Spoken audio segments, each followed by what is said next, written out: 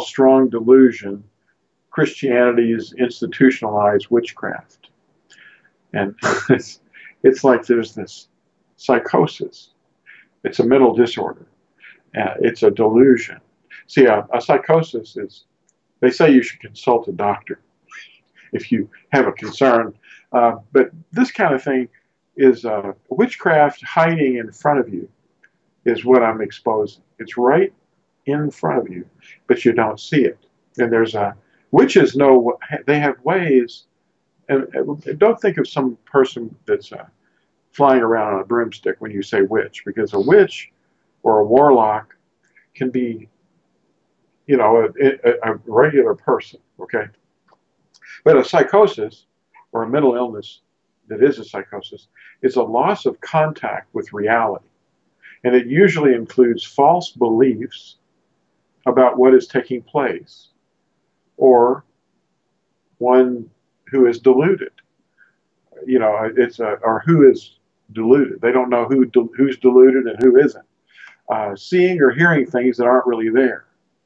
Well, that's witchcraft too. I mean, witchcraft likes to cover itself up and pretend that it's one thing, but really it's another. Because see, there's two levels in the occult.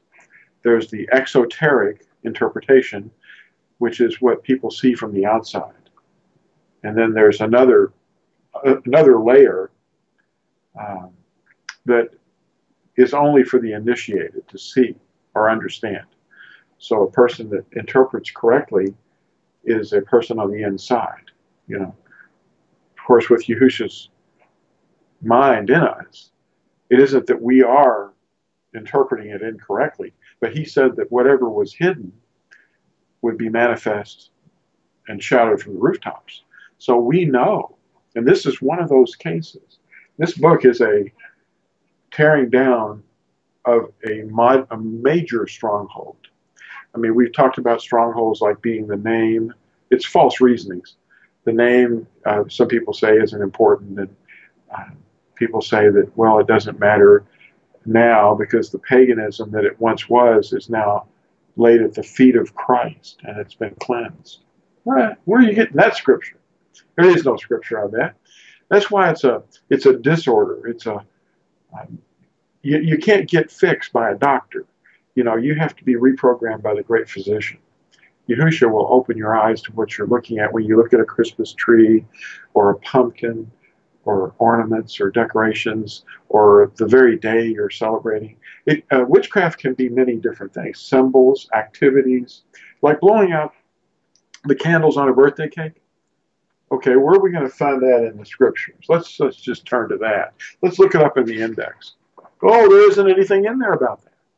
Well, that's because it's coming from somewhere else. It's from the old religion, Babylon, you know, the zodiac and the constellations and all that nonsense.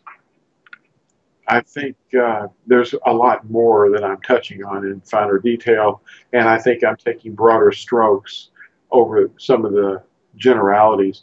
I'm actually coming right out and I'm taking off. This is a knockout punch, is what it is. And it's taking the Greek ideas and all the Persian ideas and all the Babylonian ideas, and it's showing them to you, and it's calling them by its Greek name. It's witchcraft, but it's called Christianity. I mean, let's find Christianity in here. Let's see, where do we do? Oh, that's a Greek word, isn't it? Well, there isn't really a Greek idea going on in this book.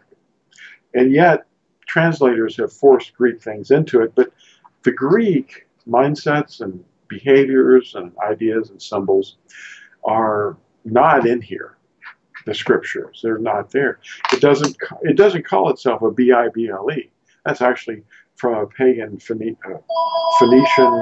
or not Phoenician, but because there is no such thing as Phoenician. That's a term invented by Herodotus.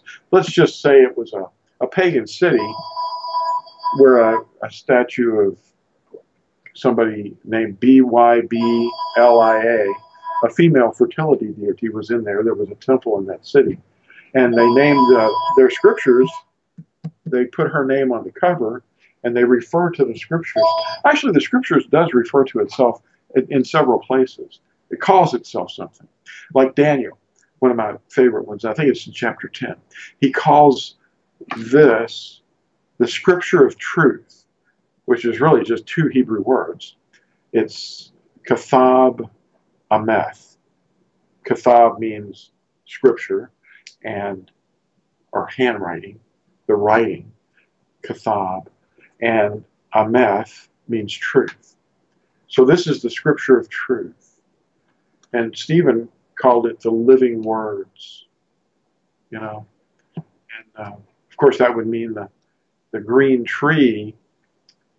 When people hear the term green tree and dry tree, they're talking about, when they say the green tree, they're talking about some person that is abiding in the living waters. They're like a tree planted by the streams of water, and they're getting nourishment. But a dry tree does not have nourishment, because this is living water. And the code words are not understood. But they've abandoned that. See, Christianity is the name of a form of witchcraft that is actually practicing everything that he said don't do. And they're doing absolutely nothing that he told them to do. And then they're turning around and saying, well, you don't have to do any of that, because that would be works, and that would be legalism. And so in the book, I talk about what legalism is from Yahusha's perspective. And I'm challenging people to think about this carefully. Would any prophet ever speak in Yahusha's name and say, you guys are just too obedient. You're actually trying to obey me. You shouldn't be doing that. Or would Yahusha ever say, depart from me, you workers of legalism, trying to be obedient to my laws, my orders, my directives? Who is it that he's going to say, depart from me, you workers of lawlessness? Anomia, that's what the real Greek word was. But the idea, though, is that they're disobedient. So when you try to obey, then suddenly you're called a legalist. And a legalist is a good name. It's a good term to be called. If you're before the throne of the universe and someone walks up and says, you should pitch this guy in the lake of fire because he was teaching your commandments. And he was trying to obey your commandments. Away with him. We just believe.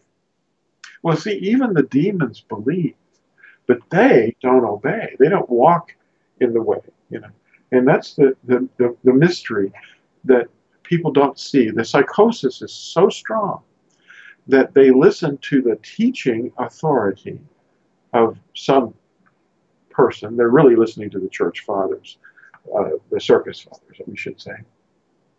And the circus fathers were anti-Semitic, but they were also anti-Torah. They did not want people obeying. And who was it? I think it was Epiphanius, who was quoted, when we were talking about on our Nazarene study, who the Nazarene were. They were considered heretics. Can you imagine that? And we still are. I mean, people look at us and they say, they're so hateful. But we're not condemning people. We're not burning them at the stake. On the other hand, those people that were obeying the commandments were being burned at the stake by those who said, we can't have this works thing. You've got to get there by the sacraments. What? Where are we going to find the sacraments in here? There are no sacraments. That's all nonsense. And that is what this book is really going after without the gloves on. I mean, it's really just coming right at it. And it's not kidding around.